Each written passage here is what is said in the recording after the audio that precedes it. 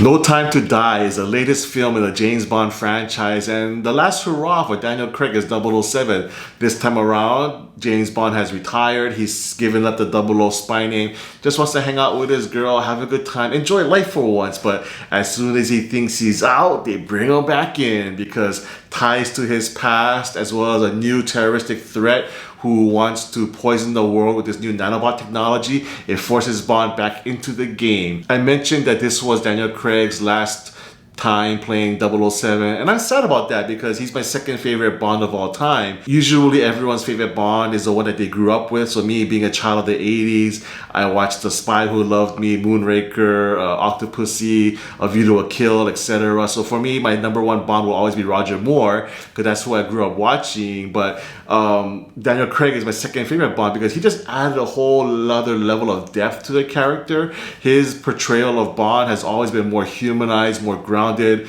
more vulnerable, and I think that he was the right Bond for this generation. Quite honestly, the James Bond characters in the past have always been almost like caricatures. They're these womanizing super spies. You never really felt any kind of threat of danger to their character. You always knew that they were going to come out okay in the end. But with Daniel Craig's movies, he's always been playing a more vulnerable Bond. So he got his ass kicked, he got tortured. You know, you really felt like, oh shit, is he going to make it out of this? So, you know, I always welcomed that more grounded portrayal of Bond in Craig's movies. And honestly, not all of his movies have been hits. You know, it's been kind of a little bit of a roller coaster ride. He started off at Casino Royale, which is really, really good. Then Quantum of Solace, and then Skyfall, really, really good. And then Spectre. But I'm glad to say he's ending it on a high note because I had a good time watching No Time to Die. Is it the best Bond film that he's done? No, but it's not the worst. But it's definitely recommended watching because it's directed by Cary Joji Fukunaga, who I'm not quite familiar with. I did Google his history after watching the movie, and he's done a lot of TV shows apparently, but I thought his direction was slick in this movie. The movie looks great. The action sequences are well done. They're well framed. You can see what's going on. I just love how they're intense, the way he filmed them. There's some really beautiful shots in the movie. So the direction overall is technically sound. It looks great. I think it was well done. Where this movie does fall a little short, I believe, is in the storytelling. It's quite long. The movie overall is like 2 hours and 40 minutes, I believe. They try to emphasize Bond's love story with this French character who I believe was in the previous movie. I can't remember exactly, so I'm sorry, but they do focus on his love story with her character, and also they introduce a new 007, and I had no problem with the love story. I think it needed to be there. It had a reason to be there. They could have shaved a little time off of that. There was a little bit of bloat from there, especially in the second act. The first act was quite intense. It had a great build up to the movie, and then it just kind of dragged through the middle 45 minutes to an hour, and then finally when it got to the finale, okay, it kind of picked up again. So that was good, but the middle hour of this movie, we just felt like, okay, let's just kind of get this thing going a little bit. And as most of you have probably heard, there is a new 007 in this movie because once James Bond retired, the 007 codename became available, and they gave it to this new spy who is played by Lashana Lynch. In my opinion, this character was totally irrelevant. They could have done away with this new 007 angle and the film wouldn't have suffered anything for it. It could have just focused on Bond coming out of retirement and retaking the 007 name, but they felt like they had to introduce this 007 character, and it didn't really work for me.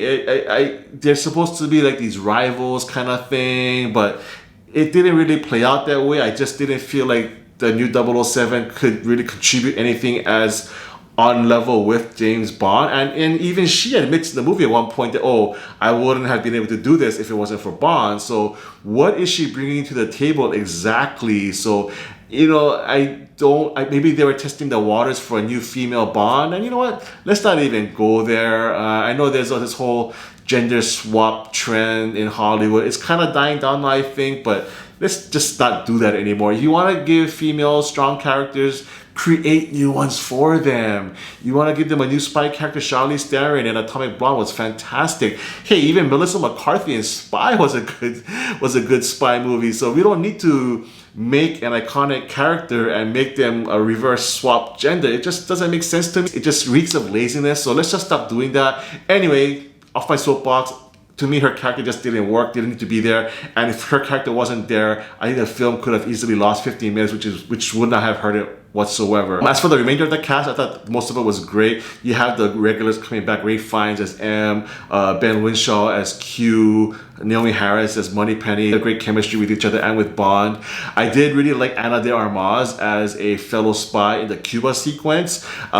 She brought a much needed personality and quirkiness to the film, and a brightness to the movie, in fact, because the film is overall a little downer, if you will. I mean, it focuses on Bond's love life and his relationships, and it's not the most fun Bond movie, so it was good to have a fun character introduced. And I wish she was in the movie more, but she's only in it for one sequence, but she did a great kick-ass job while she was in it. The action scenes, the charmingness of her, so she did a great job. Rami Malek as the villain was okay.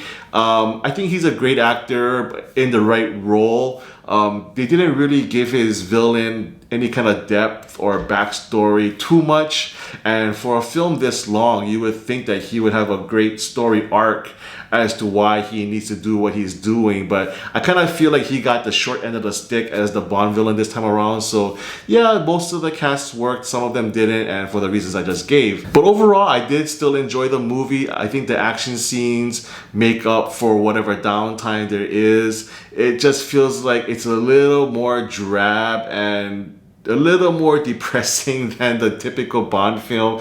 It's definitely not Pierce Brosnan cheese level for sure. But still overall, I enjoyed the film. I would still recommend it if you're a Bond fan, especially if you're a fan of Daniel Craig, because I think it takes him out on a high note. So for me, No Time to Die gets a 7 out of 10. Thanks so much for watching my review. If you like it, please give me a thumbs up. And if you haven't done so already, please subscribe to my channel, MC on Film, for more reviews in the future.